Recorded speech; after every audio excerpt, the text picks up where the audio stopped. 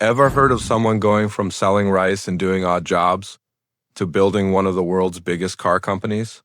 This is the unbelievable story of a man who refused to give up, no matter how many times life knocked him down. By the end, you'll see why his journey is one of the most inspiring rags to riches. Jung Roo-young was born in 1915 in a small Korean village, a place that is now part of North Korea. Back then, the entire Korean peninsula was under Japanese rule. Jung was the oldest of 7 siblings, and his family was dirt poor. At just 14, he was forced to quit school and work in the fields alongside his parents. Despite working all day, there were nights when they went to bed hungry. That constant struggle made him determined to escape the life of poverty. One day, he left home and traveled nearly 60 miles to the city of Cowan, where he found work as a construction laborer. He loved the freedom of earning his own money, even if it wasn't much.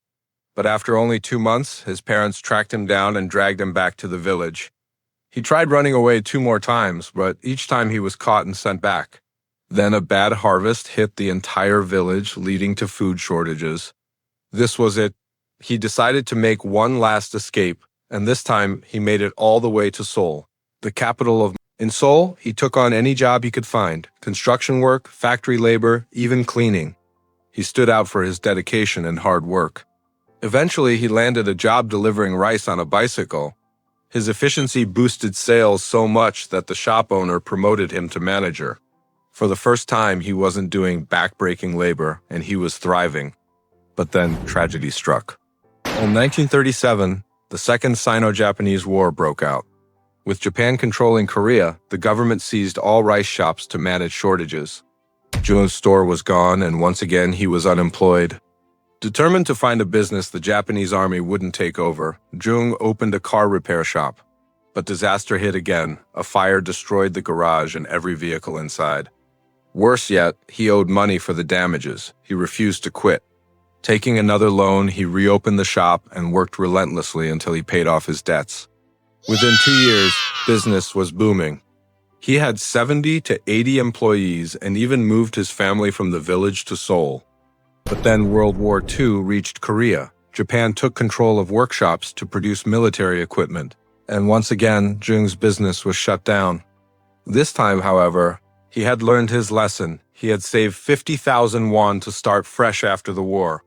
When the war ended in 1945, Japan's rule over Korea ended too, and the country was split into North and South. In 1946, Jung returned to Seoul and launched a new car repair business under the name Hyundai, which means in 1947, Jung Roo-young founded Hyundai Civil Works, a small construction company. At first, they built modest homes and short stretches of road, good work for a new business, but Jung was aiming for much bigger projects. Then history intervened.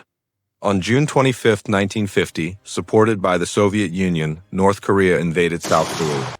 Seoul, being close to the border, became too dangerous, so Jung fled to Bisan. Even in war, Jung saw opportunity.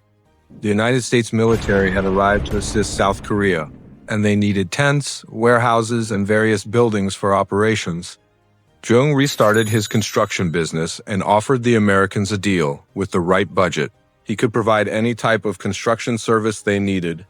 For the U.S., a global superpower, budget was no problem.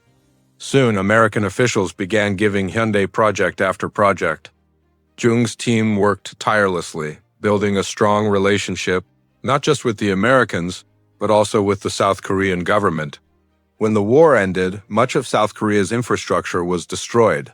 Roads and bridges needed to be rebuilt, and the government awarded these reconstruction contracts to Hyundai.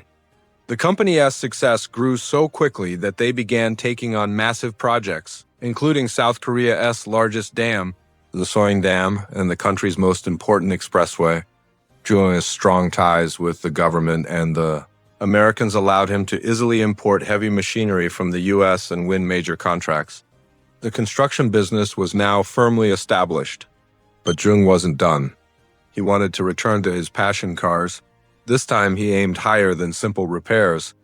In 1967, he launched Hyundai Motor Company. Soon after, Hyundai partnered with Ford to assemble Ford's popular Cortina model. However, South Korea's car market was tiny, only about 30,000 cars a year. with little room for growth. Jung began looking for other partners and eventually built Hyundai's own car, the Pony. When they first tried to sell it in the US, it failed to meet American standards and was rejected. But Jung didn't quit.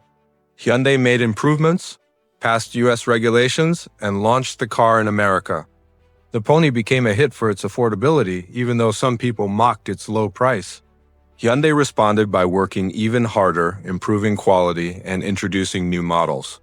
This time, customers loved them. The cars were both reliable and budget-friendly.